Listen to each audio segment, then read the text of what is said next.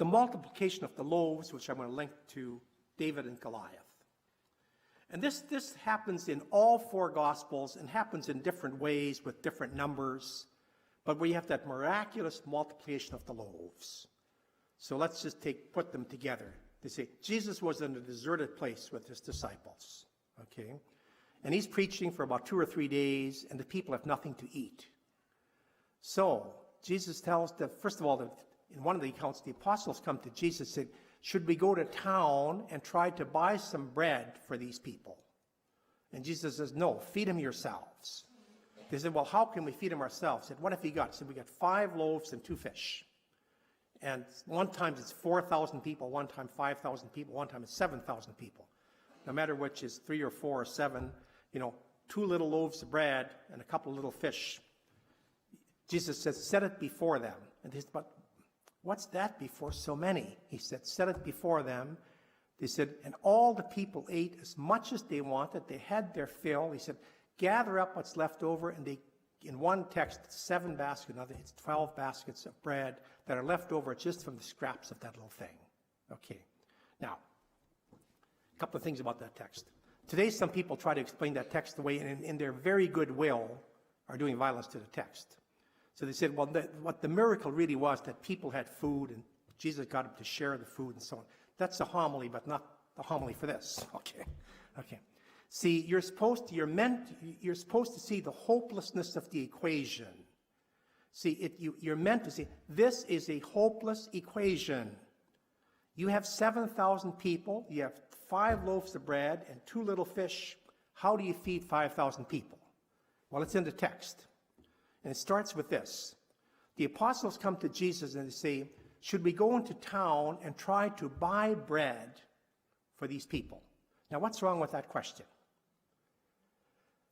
It's really wrong. See, the apostles want you to, John particularly, he wants you to get some great irony there, which is what? They are talking to the bread of life. See, they are speaking to the bread of life. Said, should we go to town and buy some bread? See, the gospel is saying, hello. Okay. You are talking to the bread of life. You don't go away from the bread of life to buy anything. Everything you need is there. It doesn't look like it's there. It's always there. So you have to roll the dice. You have to trust it's there. So Jesus says, and the equation's hopeless, but it works. See, that's the New Testament equivalent to the story we just read a few weeks ago in Scripture and in church of David and Goliath. See, David, little shepherd boy, but he's on God's side. And the Philistines have a giant, Goliath. He just has other soldiers just carrying his iron. That's how big and strong and powerful and armed he is. And so he challenges Israel, the people of God. Nobody can beat this person, So no man can stand up to him. So David, who's a shepherd boy, said, I'll do it.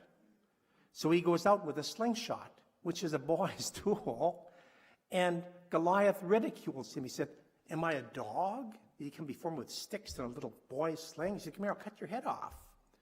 He said, David took his slingshot, and a rock hit him on the forehead, dropped him, killed the giant with his own sword. See, the equation was hopeless. But see, that's the whole thing. We're with the bread of life. When you're with the bread of life, you're with Jesus, everything you need is there, but historically and all the time, it's always going to look like you're hopelessly dwarfed. The world is way too big for us to convert. There's way too much stuff going on. We are just these few little people. We're the 5 loaves, the 2 fish. We're David, But the whole thing is, you always have to trust. We're with the bread of life. Everything we need is there. I'll tell you a great story on this. One of the Gospels where he does it, and so the next day, the people had a good feeding, and they kind of like that. So they hustle around the lake where he's going, and they want to be fed again. And they said Jesus was saddened, Mark said, because they didn't get it about the loaves. Just the way it literally says. They didn't understand about the loaves. I'll tell you a great story. When I was provincial of the Oblates in Western Canada, and one year we always had a Congress in August where we get together and, plan and do visioning and so on and make decisions communally.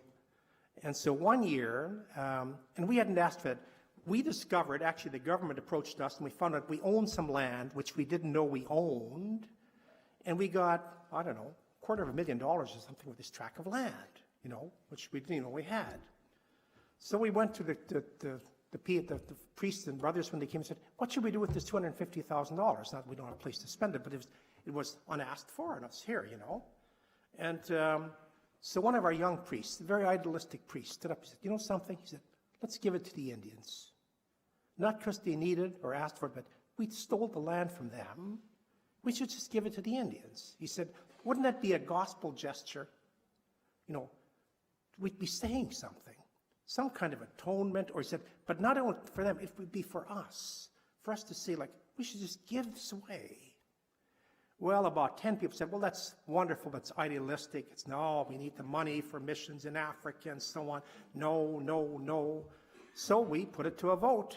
And the poor young man, he lost. Probably, he got about 10 of the votes, and the others got a couple of hundred, And when the ballots were counted and he was defeated, he stood up and he said this, they didn't understand about the loaves.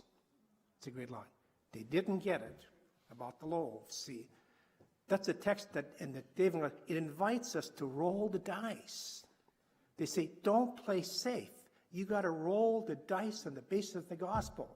You're with the bread of life. Just give it away. Roll it. Security is not what the gospel's about.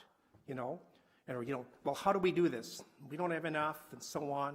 That's what the apostles are telling Jesus. You got 5,000 people out there, and you want to set this little lunch in front of them? Jesus said, do it. And it was enough, and it's more than enough. Some of you were here a few weeks ago when we had Kerry Robinson here from Yale speaking, and wonderful, kind of a spiritual philanthropy, where she says, we always, if you're gospel people, you always have to work with the sense that you're working from abundance.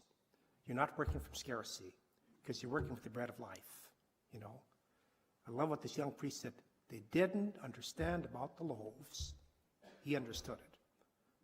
Now we ended up giving that money to our mission in Africa, which is, it's been wonderful. But, he was trying to call us to something higher. He said, let's just do something for the sake of the gospel, just to show we believe it. It'll be something for us. It'll be something for the natives too, but he said it would be something for us, just to show we believe the gospel, that the gospel works.